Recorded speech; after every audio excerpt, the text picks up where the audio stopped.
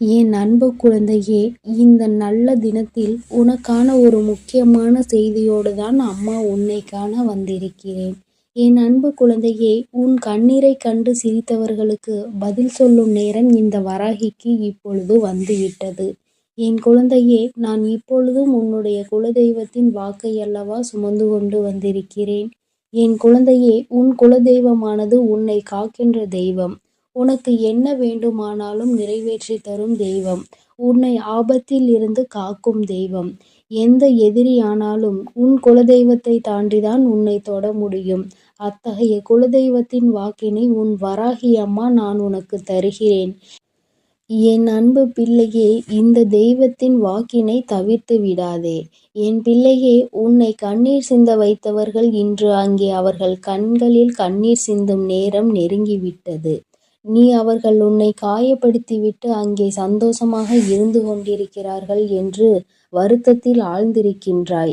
என் குழந்தையே, நீ உன்னுடைய வாழ்க்கையில் நீ செய்த பல புண்ணியங்களும் புண்ணிய காரியங்களும் இன்று நிச்சயமாக உனக்கு பல பரிசுகளை, பழைய எதிர்பார்ப்புகளை பூர்த்தி செய்து தரப்போகிறது.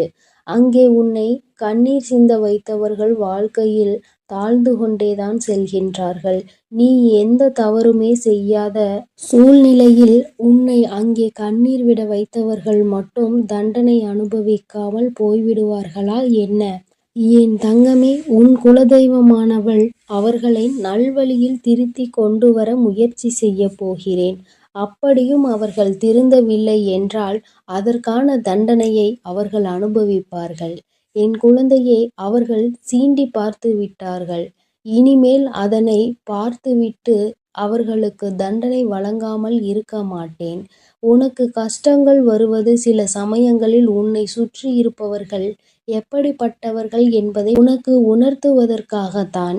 என் குழந்தை, நீ உன்னை சுற்றி இருப்பவர்கள் எல்லாம் கண்மூடித்தனமாக நல்லவர்கள் என்று நம்பிக்கொண்டிருக்கிறாய்.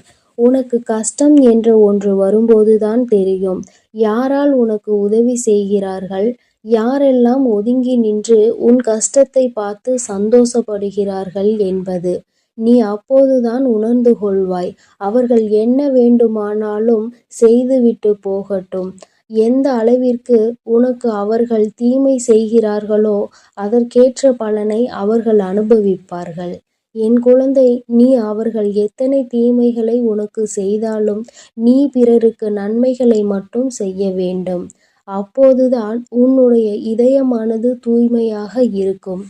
தூய்மையான இதயத்தில்தான் உன் வராகி அம்மாவும் உன் குலதெய்வமும் குடியிருக்க முடியும். அதனை நீ உணர்ந்து உன் உள்ளத்தை எப்பொழுதும் தூய்மையாக வைத்திரு. அங்கேதான் உன் தாயான நான் ஓடோடி வந்து வாசம் செய்வேன்.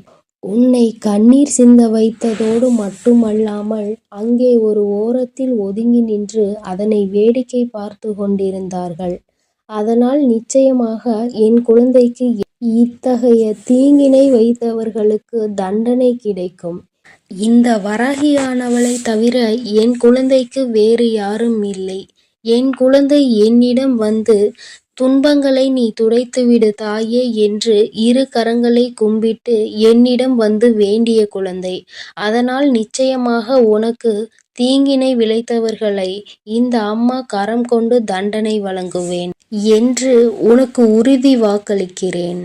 இனி அவர்களுக்கான காலம் முடியப் போகின்றது. உன்னுடைய காலம் ஆரம்பிக்கப் போகின்றது. அம்மாவை அம்மா, தாயே என்று அழைக்கும் போதெல்லாம் நினைத்துக்கொள், நீ வெற்றிக்கான அடுத்த படிகளில் ஒரு காலடிகளை எடுத்து வைக்கப் போகிறாய் என்பதை. நீ எதையும் கண்டும் காணாமல் உன் செயல்களில் மட்டும் கவனமாக இரு. உன்னை யார் அளவைத்தார்களோ, யார் உன்னை விழவைக்க வேண்டும் என்று நினைத்தார்களோ அவர்கள் முன்பாக நீ உயரத்தில் இருக்க வேண்டும் என்பதை மட்டும் உன் மனதில் நினைவு கொண்டு உன்னுடைய காரியங்களை நீ நன்றாக செய்து நல்ல பெயரை எடுக்க வேண்டும். அவர்கள் முன்னால் வாழ்ந்து காட்ட வேண்டும். நீ வாழும்போது நிச்சயமாக அவர்கள் அங்கே ஒரு மூலையில் அழுது கொண்டுதான் இருப்பார்கள்.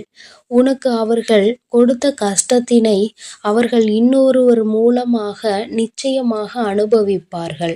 அவரவர் செய்கின்ற கர்ம பலனை அவரவர் இப்பொழுதெல்லாம் அன்றே அனுபவித்து விடுகிறார்கள்.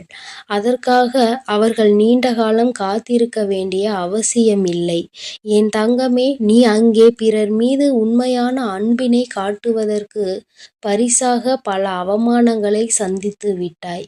நீ ஒவ்வொரு முறை உனக்கு அவமானம் ஏற்படும் போதும் உங்கள் மேல் நான் வைத்திருக்கும் உண்மையான அன்பிற்கு எனக்கு கிடைத்த பரிசு இந்த அவமானம் மட்டும்தான் என்று நீ நினைக்கின்றாய். இது உன்னுடைய அன்பினை புரிந்து கொள்ளாமல் அவர்கள் செய்கின்ற மிகப்பெரிய பாவமாகும். இனி அவர்களை எல்லாம் உன் அன்பின் வலிமை என்ன என்பதை உணர வைத்து உன்னை தேடி நிச்சயமாக இந்த அம்மா வரவைக்கப் போகிறேன். என் குழந்தையே, நீ ஒன்றை நன்றாக புரிந்து கொள்.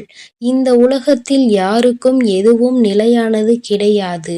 ஒவ்வொரு சோகமும் ஒவ்வொரு துன்பமும் வாழ்க்கையில் பலருக்கு பல பாடங்களை கற்றுத்தந்து கொண்டுதான் இருக்கிறது.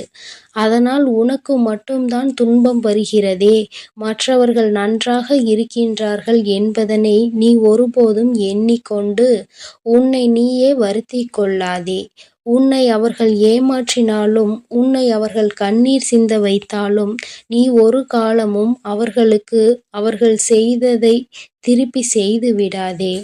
அது உன்னுடைய பாவத்தை தான் கூட்டிவிடுமே தவிர அவர்களுக்கான தண்டனையாக இருக்காது. அதனால் என் தங்கமே, நீ தெரிந்தும் தெரியாமலும் இந்த ஒரு தவறை மட்டும் செய்து விடாதே. எப்பொழுதும் அவர்களை நான் தண்டிப்பேன் என்ற நம்பிக்கையோடு மட்டும் நீ இருந்தால் போதும். உன் குலத்தை காக்கும் தெய்வத்திற்கு உன்னை காப்பதற்கு எவ்வளவு நேரமாகிவிடும்? அதனால் என் தங்கமே, நீ பொறுமையோடு இரு. அவர்களை எல்லாம் நான் பார்த்து கொள்கிறேன்.